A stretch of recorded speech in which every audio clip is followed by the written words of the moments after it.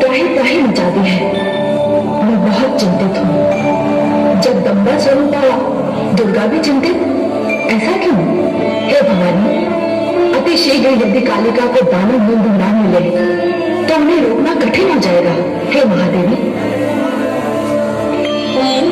इसकी व्यवस्था तो स्वयं शुंभ और निशुंभ दोनों ने ही कर दी है। शुंभ आपको स्त्री कहता है, अबला समझता है, किंतु वो नहीं जानता कि आपका अवतार ही सारे संसार को यह बताने के लिए हुआ है कि स्त्री अबला नहीं होती। उसमें करुणा होती है, उसमें ममता होती है, उसमें दया होती है, और इसीलिए वो सहन शक्ति की सीमा तक पुरुष वर्ग के सारे अत्याचारों को क्षमा कर देती है। किंतु यदि कोई महिषासुर बने, चंड मुंड और रक्त बीज बने, शुंभ निशुंभ बनकर नारी शक्ति को ललकारे, तो नारी दुर्गा है, नारी भवानी है, नारी महाकाली है, मां शक्ति है।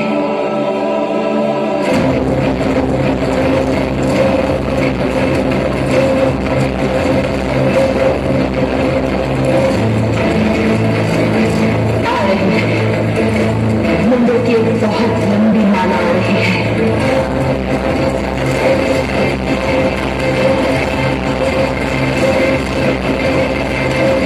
इतना अधिक रक्तपात होने वाला है कि लगता है इस बार दानवों का कोई नाम लेने वाला तो नहीं रहेगा। हे जगदम्बिके, हे भवानी, आ रहे हैं दोनों भ्राता तुम्हारे खड़ग की भेंट चढ़ने। मुझे सेनापति और इतनी बड़ी दानव सेना देकर आपने जो मुझ पर उपकार किया है, उसके लिए कोटिशाह धन्यवाद। आओ पापियों, आओ दानवों, दानव वीरों, चारों ओर से घेर लो इसे और समाप्त कर दो। आक्रमण!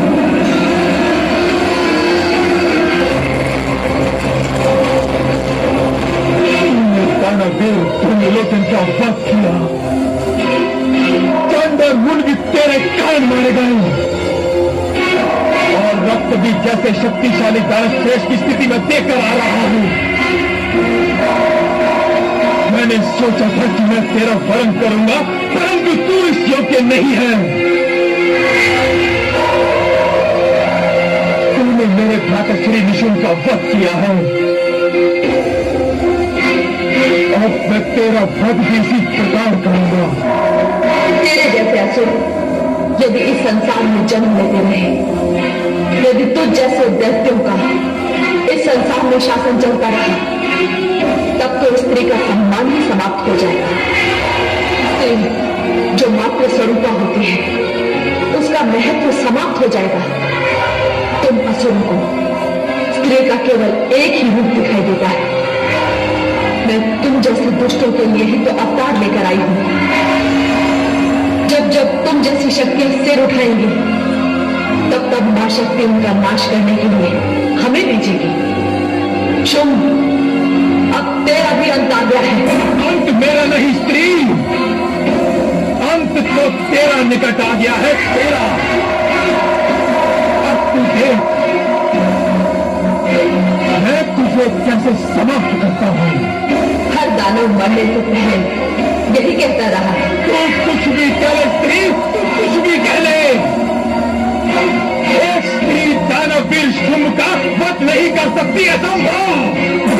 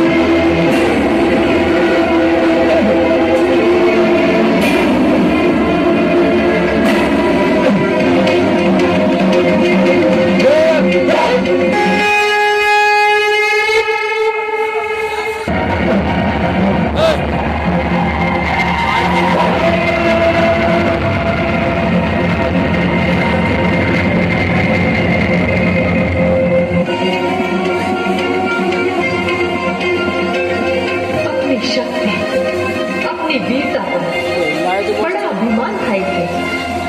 ब्रह्मा से वर लेकर अपनी मृत्यु से बड़ा निश्चिंत था ये। शक्तिशाली वो है जिसके पास शक्ति तो है, किंतु शक्ति का गर्व नहीं है। अभिमान और गर्व से जो चूर है, उसकी सारी शक्ति उसकी दुर्बलता बन जाती है। बाहु का बल जब शीश तक पहुंच जाता है, तब मानसिक संतुलन बिगड़ जाता है।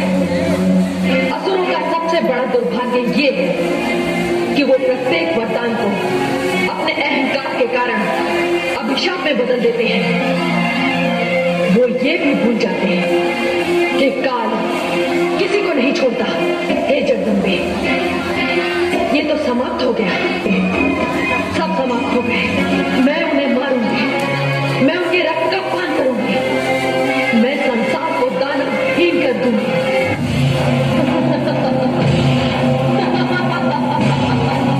मुझे रख चाहिए, मुझे भूल चाहिए, मुझे दानव को रख दो, मुझे दानव भूल चाहिए, मुझे रख दो, मुझे भूल दो, मुझे रख चाहिए, मुझे दानव का भूल चाहिए, मुझे रख दो, मुझे दानव भूल दो।